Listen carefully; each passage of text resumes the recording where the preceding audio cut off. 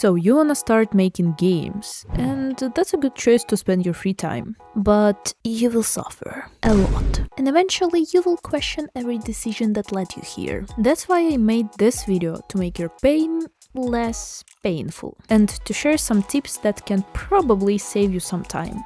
Don't try to make your dream game first until your dream game is Flappy Bird. Don't try to make an open world action RPG when you know nothing about game development. How can you even think that you are capable of building something big with zero experience? Don't be delusional. You just can't do that. Because game development is so freaking hard. Like, my boyfriend and I fell into this trap of making our dream game, which was supposed to be a Metroidvania inspired by Blasphemous. And guess what? We haven't made it. Why? Because it's so fucking difficult. So just reduce the scale. Build something simple first. Because you can easily burn out if you start building something big. And I know that making a small game sounds boring when you have this huge idea in your head. You wanna make something cool, something people will remember. But your first game doesn't have to be that. Your first game can literally be shit. And that's okay,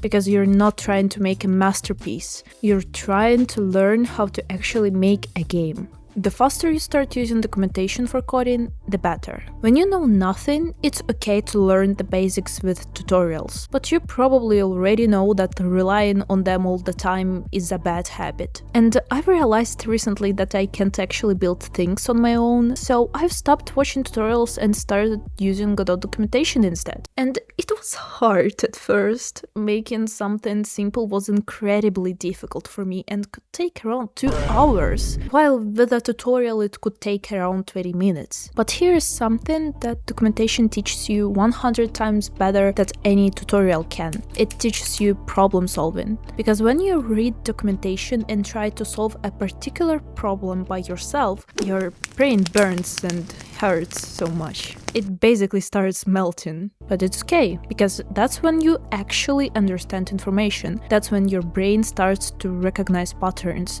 And that's when you start feeling stupid. But that's okay too. Make that feeling your fuel. Like, if you feel stupid, then you understand that you still have room to expand your knowledge, so you can learn new things. But don't push yourself too hard. Learning every skill takes time. Always keep that in mind. Keep your workspace clean, please. If you want to work fast, you should learn how to organize your workspace. Because if it looks like this, it can become a bad habit in the future. Like, at the start, okay, your projects are small and you can easily navigate between your assets and scripts. But then when you try to build something bigger, after a couple of days of consistent work, your file system will look like a landfill. And it will be hard to find the things you need. But when you finally decide to organize everything, I just feel bad for you, because it will take forever. I've been there once and now I'm trying to keep everything clean from the start. And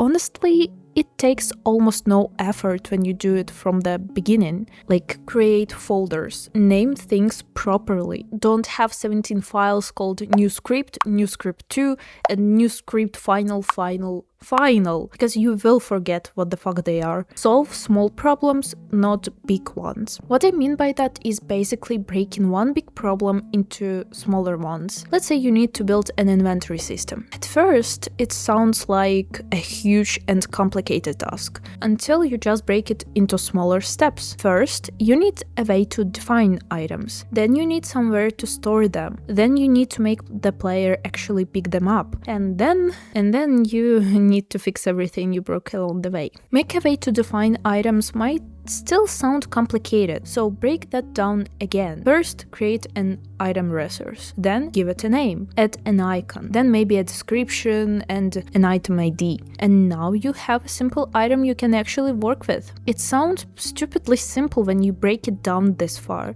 and that's exactly the point. You don't need to solve the entire problem in your head at once. Just solve the problem that's directly in front of you, and once that's done, move to the next one. I'm kinda bad at explaining things, but I hope you got what I mean. Don't you dare to call yourself a game developer if you use AI to generate everything for your game. Just tell me, Isn't it better to create something on your own? You can use AI as a search engine, and it's really good at explaining how certain things work. But if you create assets and code using AI, I need you to know something. You're not a creator, and you're not a game developer either. You're just a lazy asshole, nothing more. Like, AI slop is not art, and it never will be. So stop positioning yourself as a creator. And I'm not saying you should never use AI. If you're stuck on a problem and you already tried to solve it yourself, sure, ask AI. If you don't understand a piece of code, ask it to explain it. But there is a difference between using AI as a tool and letting AI do the actual work for you.